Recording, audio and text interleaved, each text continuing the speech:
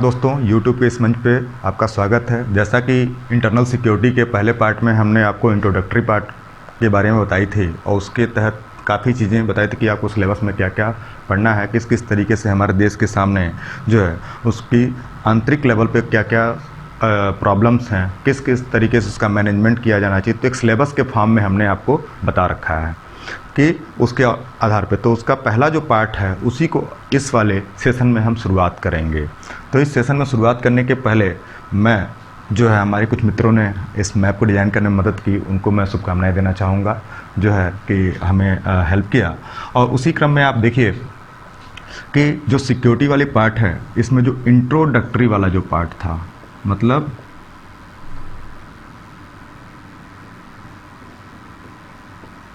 Introductory वाला जो part था, तो उसके तहत जो पहला पार्ट शुरू होता है कि सिक्योरिटी क्या है पर्टिकुलरली।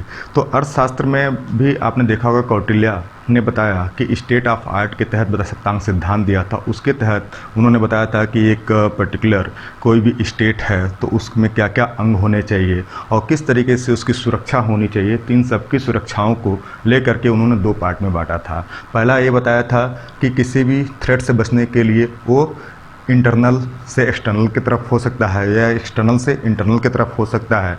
तो इसी के आधार पे उन्होंने दो चीज़ें बताई थी। पहला चीज़ क्या होता है कि management of state from external as well as internal threat, मतलब कि कोई भी अगर जो स्टेट है और किसी थ्रेट से अगर गुजर रहा है तो उस थ्रेट में उसको बाहरी ताकतों से भी बचानी है और आंतरिक ताकतों से भी बचानी है। आंतरिक ताकतों में जो थ्रेट आ रही है उससे बचानी है। अब किस तरीके से वो थ्रेट कैसे हो सकते हैं, कभी कभी जैसे आप पुराने समय में अगर आप देखोगे तो पहले जो इन्वेडर्स हुआ करते थे, चाहे वो आप वैदिक एरा के बाद वाली के समय को आप देख लो या बीच में आप मौर्य किंगडम को देख लो, ठीक है, और या आप उसको मध्यकाल में देख लो या मुगल काल तक या आधुनिक काल तक आप देखोगे, सभी के समय में देखा होगा कि ये पूरा जो इंडिया जो था पर्टिकुलरली छोटे छोटे जो है स्टेट्स में बता हुआ था और हर एक स्टेट की अपनी एक अलग बाउंड्री हुआ करती थी।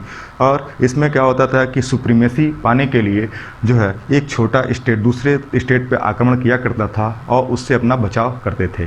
तो उसी के संबंध में वही सभी फीचर जो है आज की डेट में भी देखने को मिलता है। आज क्या है, आज ये पूरा एक अखंड भारत है। अखंड भारत तो हम कंप्लीटली नहीं कह सकते हैं, मतलब आप इसको समझ लो क्योंकि अखंड भारत का परिकल्पना कुछ अलग ही है। तो जो है तो इसमें भी अब आप देख सकते हो कि इंडिया का जो अगर जो हम बाउंड्रीज़ को देखें तो बाउंड्रीज में आप देखो नॉर्दर्न पार्ट से लेकर के सदर्न पार्ट तक और वेस्टर्न पार्ट से लेकर के ईस्टर्न पार्ट तक काफ़ी बड़ा भूभाग है। तो इस भूभाग को पूरी तरीके से और कंट्रोल करने के लिए डिफरेंट मैकेनिज्म चाहिए। आप उसी क्रम में देख सकते हो कि इसकी जो जियोग्राफिकल लोकेशंस ये भी बिल्कुल अलग अलग है। जैसे इधर जो है नॉर्दर्न पार्ट की जियोग्राफिकल लोकेशन कुछ अलग है, वेस्टर्न पार्ट की कुछ अलग है, इधर ईस्टर्न पार्ट की कुछ अलग है और सदर्न में कुछ अलग चीज़ें हैं। तो सबकी एक अलग अलग डिमांड है और उस अलग अलग डिमांड के अकॉर्डिंगली अलग अलग सिक्योरिटी लेवल्स हैं। तो ये जो है उसी प्रकार में आप देखोगे कि जैसा कि जो बात हमने पहले बताई कि एक्सटर्नल और इंटरनल थ्रेट्स जो है दोनों ज़रूरी होती हैं, उसको कैसे उससे ओवरकम किया जाए, कैसे उसको मेंटेन किया जाए बाहरी ताकतों के द्वारा या आंतरिक ताकतों के द्वारा। जैसे आंतरिक ताकतों में सबसे बड़ी जो समस्या आज की डेट में आ रही है ये रेड कॉरिडोर वाली प्रॉब्लम आ रही है, नक्सलिज्म वाली, कि उनको किस तरीके से शिक्षित करके मेन स्ट्रीम में लाया जाए और उनका एक तरीके से जो है एजुकेशंस पॉलिसीज़ में, एक तरीके से उनके लिवलीहुड प्रमोशंस में और भी तमाम तरीके की चीज़ों से उनका अपग्रेडेशन किया जाए, जिसके माध्यम से उनकी जीवन जो पहले की अपेक्षा और बेहतर हो सके। लेकिन इस पर अभी बहुत कार्य किए जाने हैं और कितने लेवल पे इसके क्या क्या लूप एंड फॉल्स रहे हैं और क्या क्या और डेवलपमेंट चाहिए, ये इसको हम आगे पढ़ेंगे। दूसरी चीज़ क्या है इसमें, जो पहली बात इन्होंने बता रखी कि management of state from external as well as internal state, ये पहली चीज़ थी। दूसरी चीज़ थी to maintain sovereignty of international area. Sovereignty यहाँ पे है international area to ensure free will of citizen. पहली चीज़ क्या होती है, सोवरेनिटी क्या होती है, इसको हिंदी में अगर हम बोलें संप्रभुता।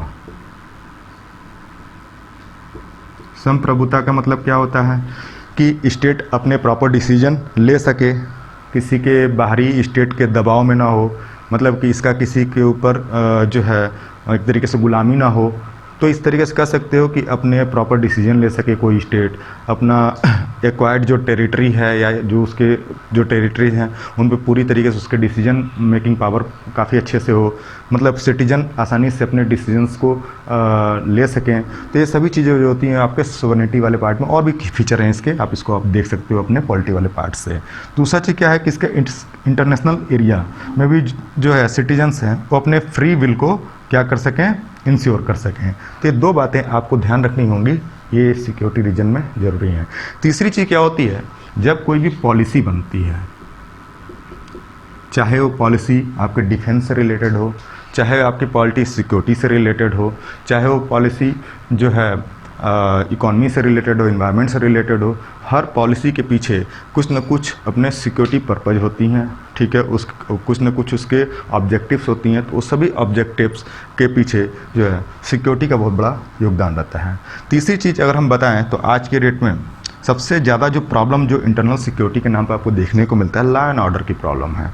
लॉ एंड ऑर्डर की प्रॉब्लम के पीछे क्या है कि जगह जगह मॉब लिंचिंग की घटनाएं देख रहे हो, जगह जगह जो है टेररिज्म वाली चीज़ें दिखने में आ रही हैं, फिर कम्युनल क्लैसेस हो रही हैं, इतनी क्लैसेस हो रही हैं। तो इन सब के पीछे रीज़न क्या है जो है इन सब से कैसे मेजर लोगे, और कहीं ना कहीं हमारी जो फोर्सेस हैं या जो हमारी एजेंसीज़ हैं क्यों इतनी ज़्यादा लेवल पे इसको ओवरकम नहीं कर पा रही हैं, इसको काबू में नहीं कर पा रही हैं। इसके पीछे कुछ न कुछ थ्रेट्स रही हैं, कुछ चाहे आप कह सकते हो प्रॉपर ट्रेनिंग का ना होना, या कह सकते हो स्टाफ की कमी कह सकते हो, या और भी वेल इक्विप्ड टेक्नोलॉजी की बात कह सकते हो। तो ये सभी चीज़ें जो हैं कहीं ना कहीं इसको इसी के तहत आएंगी और लॉ एंड ऑर्डर की प्रॉब्लम जो है क्रिएट होगी। और लॉ एंड ऑर्डर में सबसे खास चीज़ होती है कि सेंटर और स्टेट इनमें कोऑर्डिनेशन सही से ना हो पाना। जैसे आप देखते होंगे कि कई स्टेट्स ऐसी होती हैं कि जहाँ पे दोनों जगहों पे सेम पार्टी की सरकारें ना होने के कारण भी कई बार क्या होती हैं, क्लैसेस होनी शुरू हो जाती हैं। तो इसके वजह से भी क्या होता है कि इंटरनल सिक्योरिटीज़ को लेकर के काफ़ी सामना करना पड़ता है। ड्यूरिंग इलेक्शन टाइम में आप देख सकते हो कि बहुत ज़्यादा डिस्ट्रिक्ट एडमिनिस्ट्रेशन पे प्रॉब्लम क्रिएट होता है, और इन प्रॉब्लम्स को दूर करने में उनकी दिक्कतें बढ़ती चली जाती हैं। ओके, हाँ जी दोस्तों, तो जैसा कि आप पहले दो डिफिनीशंस को देखा, इसी क्रम में जो है अब डिफरेंसेस को देख लेते हैं कि आखिर में एक्सटर्नल थ्रेट जो हैं और इंटरनल थ्रेट्स में क्या डिफरेंस है। याद रखिए कभी कभी आपके एग्जामिनेशंस में ये ऐसे पूछ देते हैं कि what are the main differences between the external threat of internal security and internal threat of internal security. तो इस क्रम में आप देखे करके मैं इस चीज़ को बताऊंगा। पहली चीज़ क्या होती है कि ये जो थ्रेट उत्पन्न होती है, threat from foreign soil. Foreign soil का मतलब क्या होता है, देश के बाहर जहाँ कहीं पे भी अगर गतिविधि होगी, चाहे वो टेररिज्म से रिलेटेड हो सकता है, चाहे वो ऑर्गेनाइज क्राइम से रिलेटेड हो सकता है, या मनी लॉन्ड्रिंग से रिलेटेड हो सकता है। तो वो सभी चीज़ें जो है आप बॉर्डर एरिया में आप कह सकते हो कि या तो आपके बॉर्डर एरिया में हो सकता है या किसी और कंट्री में ये हो सकता है। तो इन तरीके के जो थ्रेट्स हैं तो फॉरेन सॉइल पे होगा। और अगर जो इंटरनल की हम बात करें तो threat with in the country territory, यानी कंट्री के अंदर। जैसे अब ये जो थ्रेट चाहे आप नक्सलिज्म वाली थ्रेट कह सको, या नॉर्थ ईस्ट में जो है इंसर्जेंसी की प्रॉब्लम कह सको, या अलग अलग ओरिजिनलिज्म की डिमांड की बात कह सको, या मॉब लिंचिंग की घटनाओं कह सको, या रिलीजियस फंडामेंटलिज्म की बात कहें, जैसे कि धार्मिक कट्टरता की बात कहें। तो ये सभी चीज़ें जो होती हैं कभी कभी क्या होता है कि इंटरनली वो स्पॉन्सर्ड होती हैं, और कभी कभी अलग जो है स्टेट स्पॉन्सर्ड होती हैं, यानी बाहरी जो है फोर्सेस के द्वारा रिस्पॉन्सिबल होती हैं। तो ये सभी जो चीज़ें होंगी, यानी अगर कंट्री की परिधि के अंदर होगा, सरकमफेरेंस के अंदर होगा, तो वो जो होगा जो है थ्रेट्स इंटरनल थ्रेट्स होंगी, और जब फॉरेन सॉइल पे होगा तो एक्सटर्नल थ्रेट होगा। दूसरा उसी क्रम में देखें कि फॉरेन कंट्री एग्रीगेशन, इसमें फॉरेन कंट्री का एग्रीगेशन होगा, उसका इन्वॉल्वमेंट होगा। दूसरा यहाँ पे आप देख सकते हैं इंटरनल वाले पार्ट में इंटरनल डिस्टर्बेंसेस होंगी और लॉ एंड ऑर्डर प्रॉब्लम होगी। कुछ इंटरनल डिस्टर्बेंसेस जैसे अपना अलग अलग इलाकों की बात करें तो नॉर्थ ईस्ट की अपनी अलग प्रॉब्लम होगी, कोस्टल एरियाज़ की अलग प्रॉब्लम होगी, जो है इधर सेंटर वाले में कुछ अलग प्रॉब्लम होगी, जो है पाकिस्तान बॉर्डर पे कुछ अलग प्रॉब्लम होगी, नॉर्दर्न पार्ट में अलग प्रॉब्लम होगी। तो ऐसे ऐसे कुछ ना कुछ प्रॉब्लम होंगी और यहाँ इसी से रिलेटेड लॉ एंड ऑर्डर की भी प्रॉब्लम आएगी। तीसरी हम बात करें कि impact on sovereignty of country. Sovereignty of country का मतलब क्या होता है कि कंट्री की सोवरेनिटी पे इम्पैक्ट डालेगा। सोवरेनिटी का मतलब संप्रभुता पे इम्पैक्ट डालेगा। जैसे हम बात करें, पास्ट में आपने देखा होगा कि एक यहाँ पे एक ट्राई जंक्शन है। ट्राई जंक्शन का नाम क्या है? डोकलाम इशू के बारे में सुना होगा। डोकलाम का मतलब क्या है?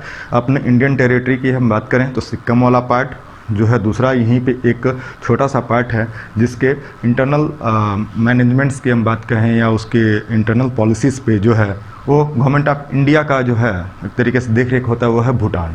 तो भूटान, सिक्किम और चाइना, यहाँ पे एक प्रॉब्लम क्रिएट हुई थी डोकलाम वाले एरिया में कि चाइना जो है, चाइना जो मानता था कि इसका सदर्न पार्ट यानी लद्दाख वाला पार्ट जो है, ये लद्दाख वाला जो पार्ट है, यहाँ पे सिक्किम और भूटान वाले पार्ट तीनों जगह पे एक ट्राई जंक्शन हुआ करता था। तो ट्राई जंक्शन वाले पार्ट पे वो अपनी डिमांड करता था चाइना, जिसके वजह से क्या होता है कि तमाम इश्यूज़ क्रिएट हुए थे और इसको भारत सरकार ने बहुत बखूबी उसको सॉल्व किया था। और कहीं ना कहीं इसको ये मानता था कि कहीं ना कहीं चाइना का जो एग्रीगेशन बढ़ रहा है तो इससे जो सोवरेनिटी पे खतरा है, हमारे जो है हमारे संप्रभुता पे खतरा है। इस वजह से आप एक प्रॉब्लम देख सकते हैं। ऐसे बहुत सी प्रॉब्लम है जिसको आप आगे डिस्कस करोगे।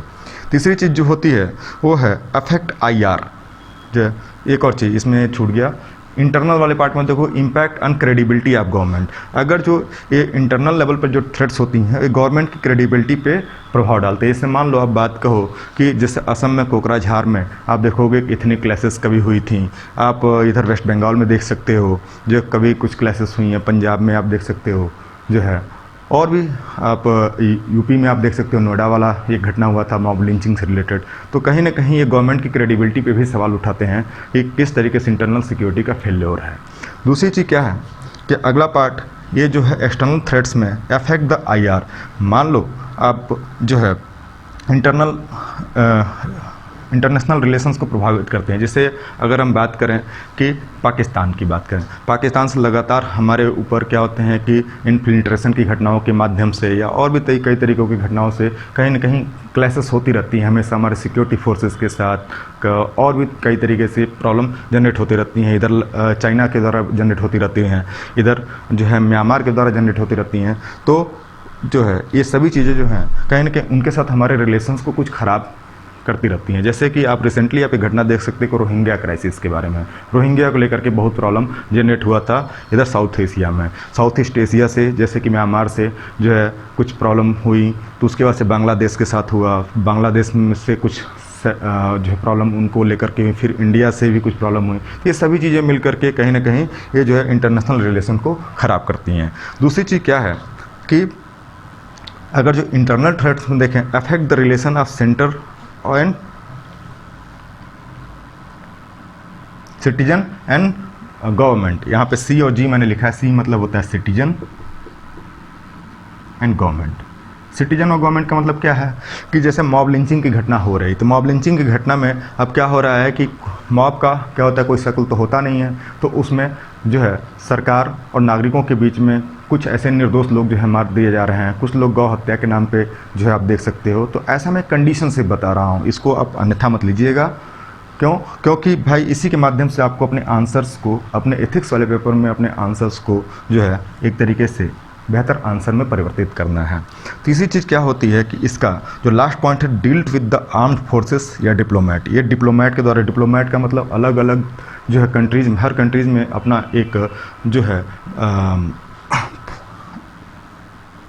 फॉरेन अफेयर्स डिपार्टमेंट होता है, वो भी इस मामले को डील करते हैं पूरी तरीके से। मतलब ये पूरी आप जो थ्रेट से बचने के लिए, और आर्म्ड फोर्सेस भी देखे होंगे सीमाओं पर लगी हुई हमारी आर्म्ड फोर्सेस हैं। दूसरा चीज़ क्या होता है कि यहाँ पे इंटरनल लेवल पर समझने के लिए MHA, ministry of home affairs, इसके लिए क्या है इंडिया में अगर हम बात करें तो IB, intelligence bureau, state police और भी तमाम तरीके के लोग हैं जो हैं, ये क्या करते हैं कि पूरी थ्रेट से निपटने के लिए जो है वर्क अपना करते हैं। ओके, जैसा कि दोस्तों अभी आपने देखा है एक्सटर्नल थ्रेट्स में और इंटरनल थ्रेट्स में हमने अंतर बताया। उसी क्रम में अब एक बात आती है कि आप पर्टिकुलरली इंटरनल सिक्योरिटी का क्या डिफिनीसन दोगे कि मतलब किस तरीके से आप सिक्योरिटी मेंटेन रखोगे। तो उसके लिए मैं एक इस पर पढ़ देता हूँ, आप इसको समझ के आप नोट डाउन कर लेना या समझ लेना, ये आपके ऊपर डिपेंड करता है। कि जैसे act of keeping peace within the border of a sovereign और अदर सेल्फ गवर्निंग टेरिटरीज, मतलब कि जो है पूरे बॉर्डर वाले इलाके में पीस को गवर्न करने के लिए क्या क्या जो ज़रूरी चीज़ें होती हैं जिसके अंतर्गत upheld national law and defending against it's internal security threats, ये सभी चीज़ें जो होंगी ये क्या होंगी, इसका प्रॉपर डिफिनीसन होगा। यानी तरीके से क्रक्स के फॉर्म में हम कहें कि अपने देश के जो बाउंड्रीज हैं उनको किस किस तरीके से बाहरी लेवल से और आंतरिक लेवल से आप सुरक्षित करने के लिए जो जो मैकेनिज़्म स्टेट के द्वारा उठाए जाएं जिससे कि उसके नेशनल इंटरेस्ट की प्रतिपूर्ति हो सके, तो ये सभी चीज़ें जो होंगी जो है आपका इंटरनल सिक्योरिटी के अंतर्गत आएंगी। अब इस क्रम में बात आती है कि सिक्योरिटी जो होती है वो कई सेक्शंस में हम उसको देख सकते हैं, जैसे कि सोशल लेवल पे, पॉलिटिकल लेवल पे, इकोनॉमिक लेवल पे, ठीक है, और जो है तमाम और भी जो है लेवल पे आप इसको देख सकते हो। दूसरी चीज़ क्या है, अगर हम बात करें कि जो है थ्रेट्स की हम बात करें तो जैसे कि टेररिज्म, इससे आप बहुत अच्छे से परिचित हो, सुनते आ रहे हो बचपन से ही। तो इसमें क्या है कि टेररिज्म, अब टेररिज्म जो होगी किस तरीके से हो सकती है, स्टेट स्पॉन्सर्ड भी हो सकती है, या आप देखते होगे कि नॉर्मली हमारे यहाँ प्रॉब्लम जनरेट होती रहती है पाकिस्तान बॉर्डर से, कभी हिजबुल मुजाहिदीन से, कभी और भी तमाम जो है। तो ऐसे ऐसे जो थ्रेट्स हैं उनसे उबरने के लिए कौन कौन से कारगर तरीके हैं, ये सभी चीज़ें जो होंगी इसमें हम देखेंगे।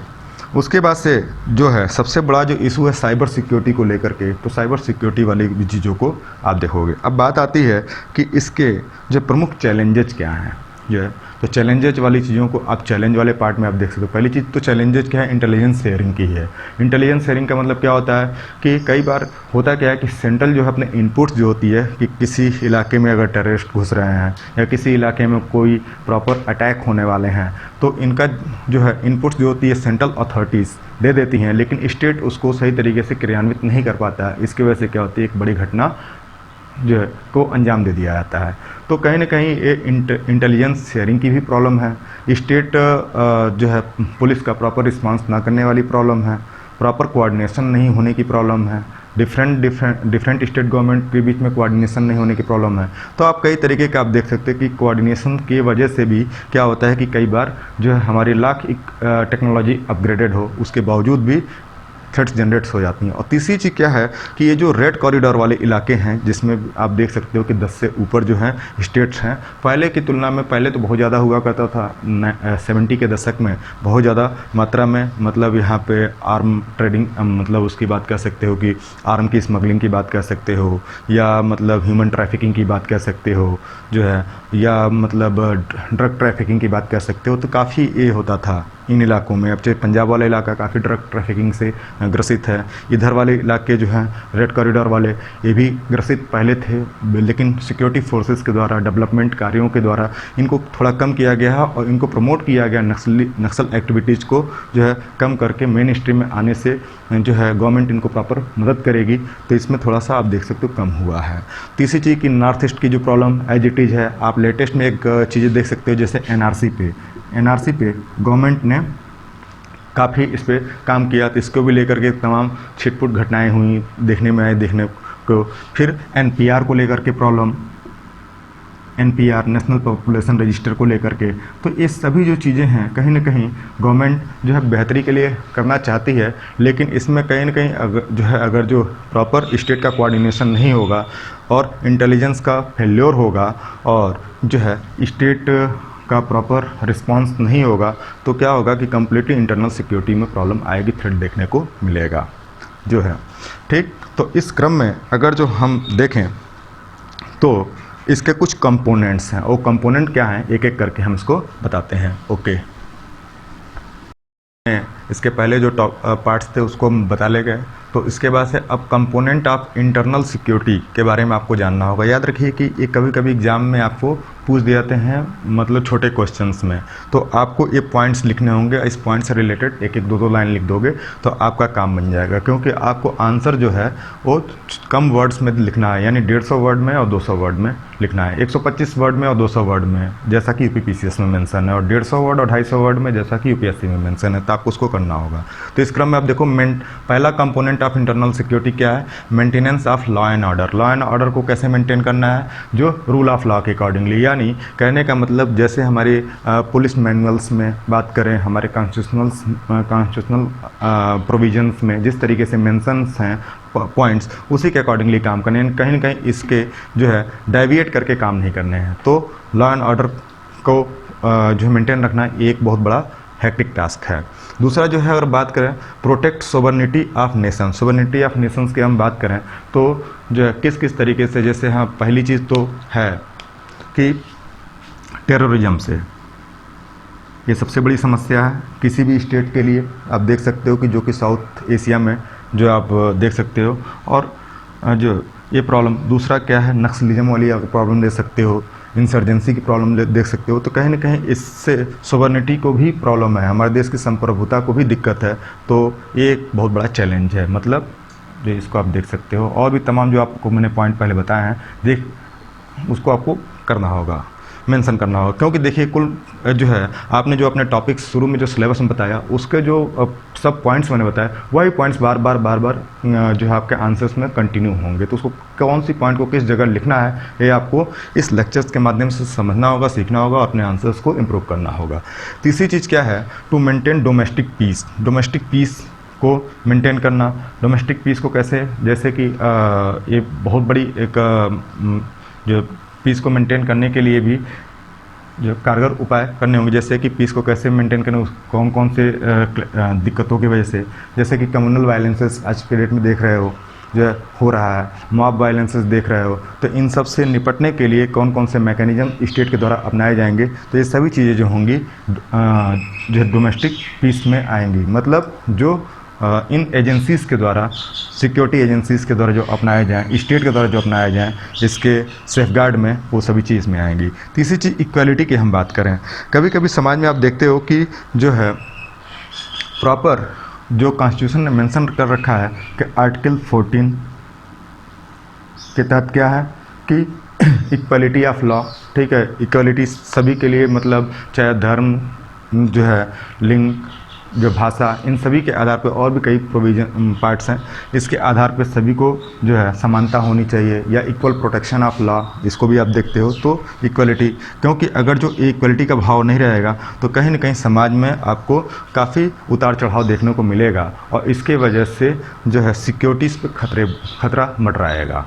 तीसरी चीज़ क्या होती है कि फ्रीडम फ्रॉम फियर, मतलब ये जो फियर, अगर जो सिटीजन के बीच में फियर का जनरेशन हो जाएगा, फियर के भाव आ जाएगी, तो क्या होगा, ये भी कहीं ना कहीं इंटरनल सिक्योरिटी के लिए थ्रेट्स है। तो इनसे भी उनको जो है उबारना है। क्योंकि यहाँ पे अगर फियर का वास, जैसे हम बात करें पाकिस्तान की, तो पाकिस्तान की टेरिटरी में आप देखते हो कि वहाँ पे प्रॉपर जो है ना तो इंडस्ट्रियल डेवलपमेंट है, ना तो एजुकेशनल डेवलपमेंट है। क्योंकि आए दिन कुछ न कुछ गोलाबारी होती रहती है। तो इसके वजह से क्या है कि विकास रुक जाता है। वही चीज़ अगर जो यहाँ जनरेट रहेंगी अपने यहाँ भी, तो प्रॉपर मात्रा में एक विकास नहीं हो पाएगा, चाहे वो सोशियोलॉजिकल डेवलपमेंट हो, चाहे पॉलिटिकल हो, चाहे इकोनॉमिक हो, या और भी कई तरीके के जो डेवलपमेंट हो सकते हैं।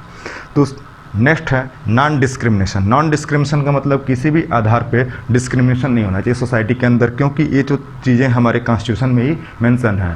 तो इसको भी सिक्योर करना, इंश्योर करना, ये जो है इंटरनल सिक्योरिटी या स्टेट की ही जिम्मेदारी है। ओके, लास्ट जो इसका पार्ट है सोशल हार्मोनी एंड फ्रेटर्निटी, कि समाज में किस तरीके से जो है सौहार्द को मेंटेन रखा जाए, भाईचारे को मेंटेन रखा जाए। ये सभी चीज़ें जो होंगी इसके मजबूती पे डिपेंड करेगा। यानी ये जितना ज़्यादा मजबूत रहेगा, यानी लॉ एंड ऑर्डर सिचुएशन जितनी अच्छी रहेगी, जितना ज़्यादा मात्रा में सेंट्रल स्टेट रिलेशन बहुत अच्छे रहेंगे जो है, और इंटेलिजेंस शेयरिंग जितनी अच्छी रहेगी, जो है पुलिस का सपोर्ट, जो है मीडिया का सपोर्ट, जो है रहेगा, साइबर सिक्योरिटी स्ट्रेंथन रहेगी, तो पूरा का पूरा सोशल हार्मोनी वाला जो पार्ट होगा, फ्रेटर्निटी वाला पार्ट भी जो होगा वो इंश्योर रहेगा। तो दोस्तों इसी के साथ जो है हम अपना ये वाला पार्ट ख़त्म करते हैं। अगला पार्ट जो होगा इंटरनल सिक्योरिटी का, वो ये होगा कि चैलेंजेज ऑफ इंटरनल सिक्योरिटी, जो कि हम अगले पार्ट्स में बताएंगे। आप अपने व्यूज जो है कमेंट सेक्शन में दे सकते हैं कि इसको और क्या क्या या अपने क्वेश्चंस का पोस्ट कर सकते हैं, जिसको आगे जा कर के और बताया जाएगा कि किस किस तरीके से इम्प्रूव करना है। और इसी के साथ जो है ये वाला पार्ट हम यहीं पे ख़त्म करते हैं, दूसरी पार्ट को स्टार्ट करेंगे। धन्यवाद।